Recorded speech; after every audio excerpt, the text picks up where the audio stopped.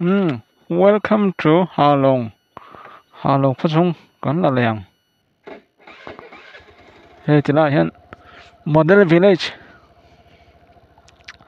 SAGY Hà Long. Thì lại hiện hey, welcome to Hà Long. Hiện tarakal mày. Hà Long he kal sing be to.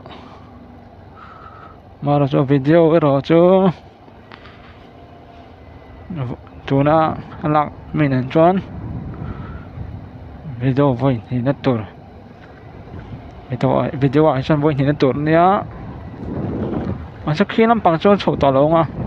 mà cả phòng bắt tỏ thua mà cho hay cả chính làm bằng công beng hay làm bằng cho cả lát tan về đầu thung à bắt lại về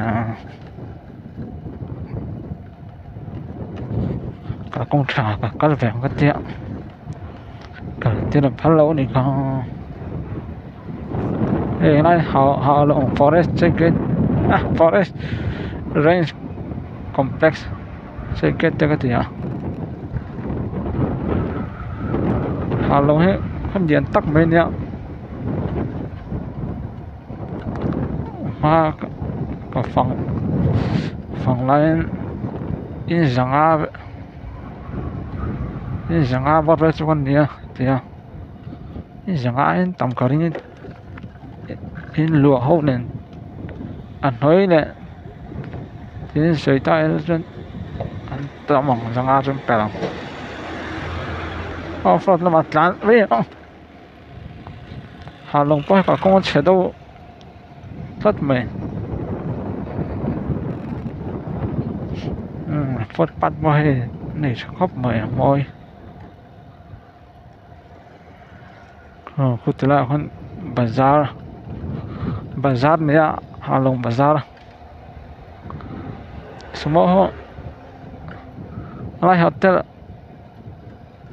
liang hay semua anh sợ sao vậy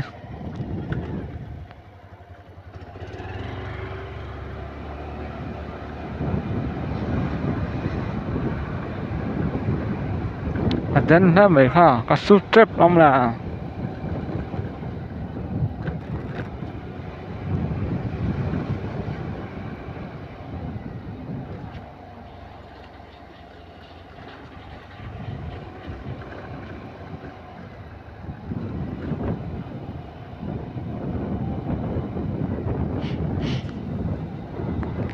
he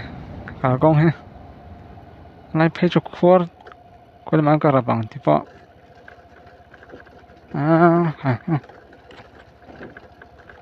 lết làm chỗ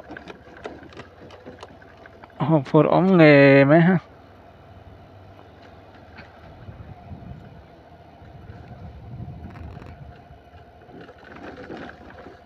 bắt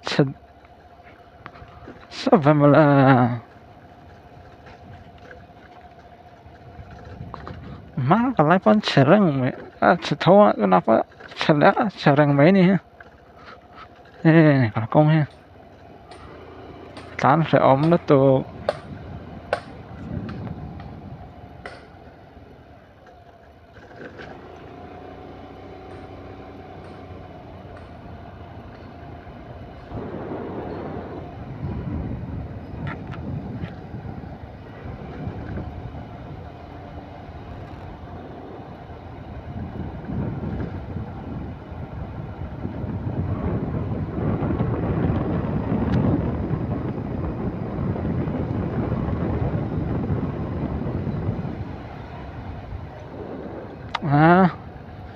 in po he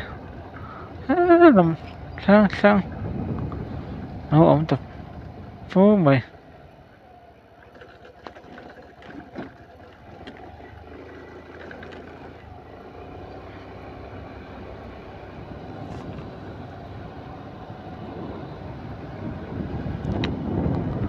trở lại chỗ waiting set mình xem ra đây thì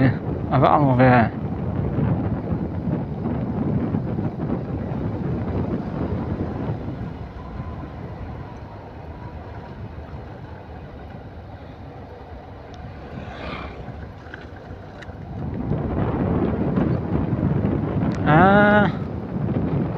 à khóa thút thút hết tắm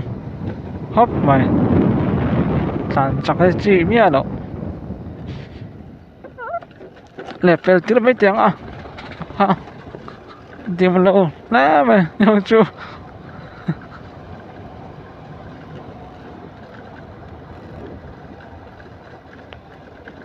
thì giống không là có thể chung thì phát bây giờ sẽ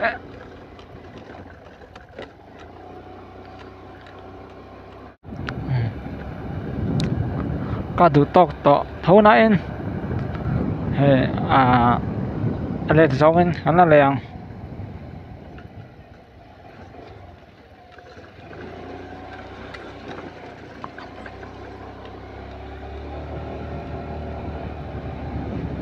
lên giống anh vẫn là lệ thung á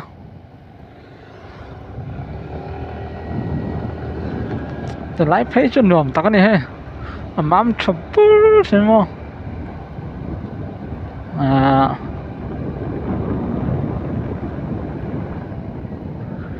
thì hắn sầu thế là khi này bà ra trong khăn lúng lấy rót lắm ạ anh câu tao là bằng dấu tùy lang rót lắm ạ anh phê ăn lúng lấy nằm trong cho nó cả là công an sẽ liên tục cả sim mắc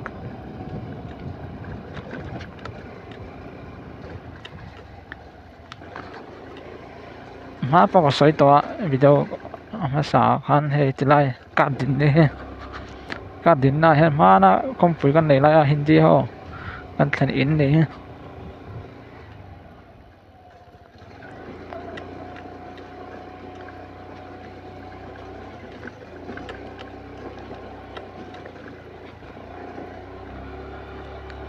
chắc không mấy nói cho tán rồi ông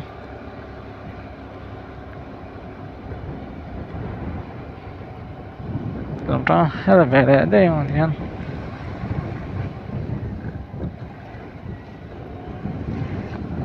anh luồng mày luồng tắc này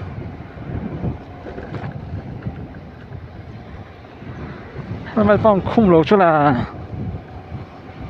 với mía mấy nhá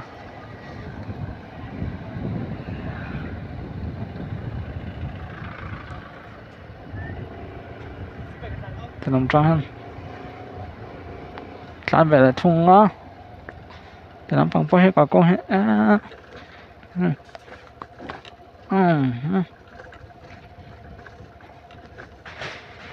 anh sợ lệ đi làm miếng ngon thì anh sợ mẹ lệ sẽ là mình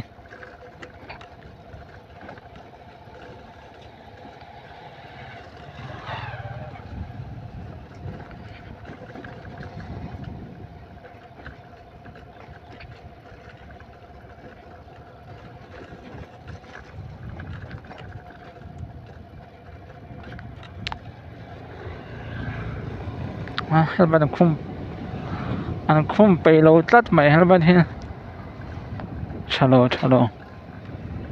không sắm được duty low point thì phải chứ ông thầy biết à thì nắm bằng hết với khách mà cái đó là lâu video anh câu chuyện cái phố mày họ lòng hết con liền tắt mày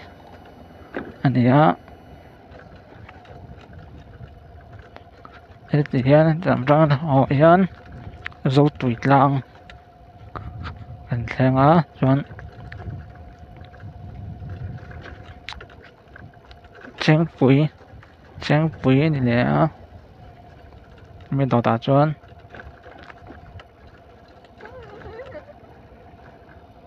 ra vòng đào tạo new don con chữ china don thì dọc tuần này ông tắc này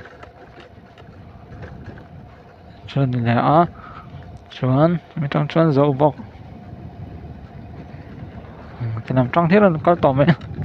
lúc này làm trong có công sẽ về đâu hà long có chung hà long có chung là con tàn mẹ cái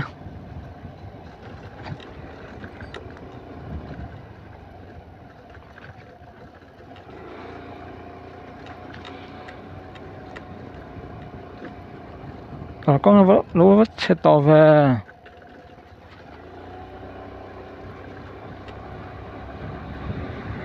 à ha tán chặt khóc mấy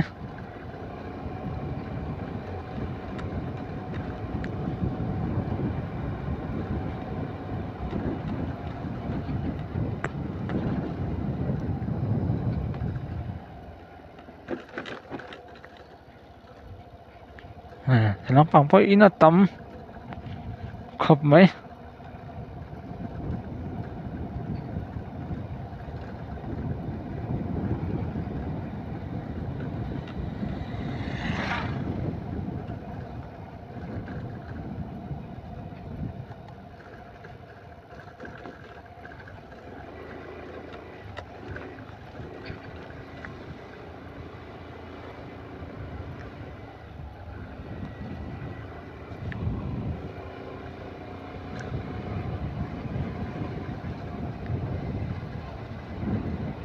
ôi nó chưa em giờ zero chi thì hàm tao cho tiếng về nó mấy này kha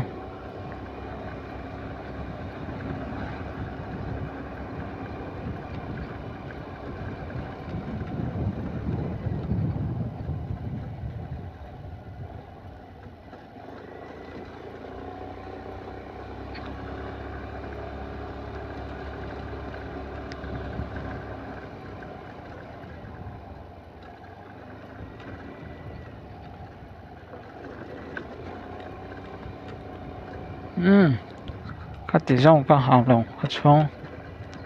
cái vlog của thì chú à vui nhỉ nan